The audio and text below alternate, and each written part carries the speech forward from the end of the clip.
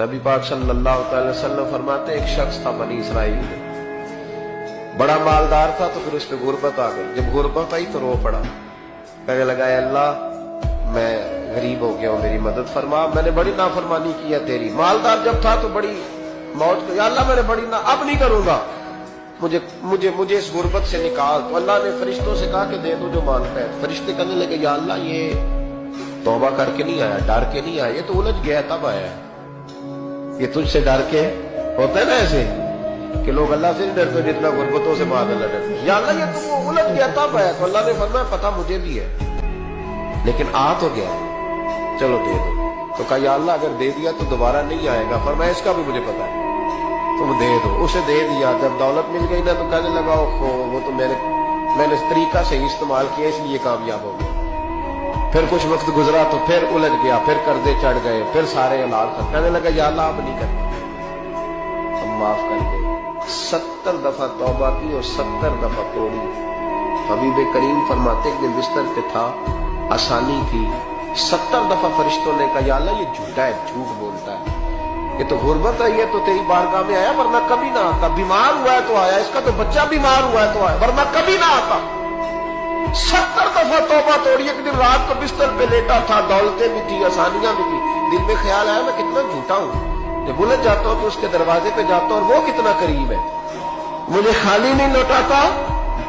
تڑپ اٹھا، آنسو نکل گئے، اٹھ کے مصلی پہ کھڑا ہوا تو رب کریم نے فرشتوں سے فرمایا کھول کے دیکھو دروازے، آج یہ غربت کی وجہ سے نہیں آیا، آج میرا بن کے آیا ہے۔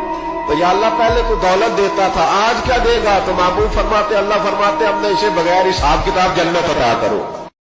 حضور فرماتے ہیں سارے نبی ستائے گئے، میں سب سے زیادہ ستایا گیا۔ حضور فرماتے ہیں سارے تڑپائے گئے، میں سب سے زیادہ تڑپایا گیا۔ حضرت سلمان فارسی فرماتے ہیں نبی پاک کا چہرہ مبارک بھوک سے اترا ہوا تھا، نبی پاک علیہ السلام کو شدید بھوک لگی ہوئی تھی۔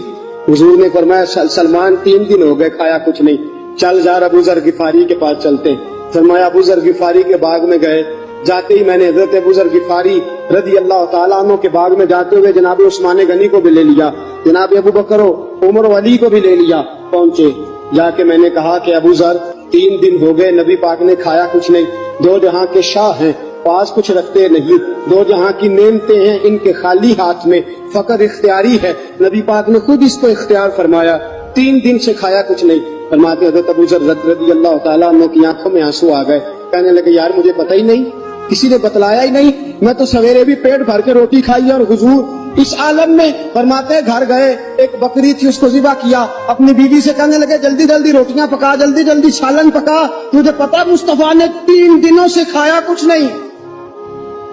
دوستو عرب کی گرمی دنیا میں مشہور ہے، صبح کا روزہ رکھا ہے نا آپ نے، اور اب ظہر کے بعد اٹھنا مشکل ہو جاتا ہے، عصر کے بعد بولنا مشکل محسوس ہوتا ہے، لیکن میرے دوستو 3 دن کا روزہ بغیر افطاری کے روزہ، میرے نبی کریم علیہ السلام کے صحابی اپنی بیوی سے کہتے ہیں جلدی کر 3 دن ہو گئے حضور نے کھایا کچھ نہیں۔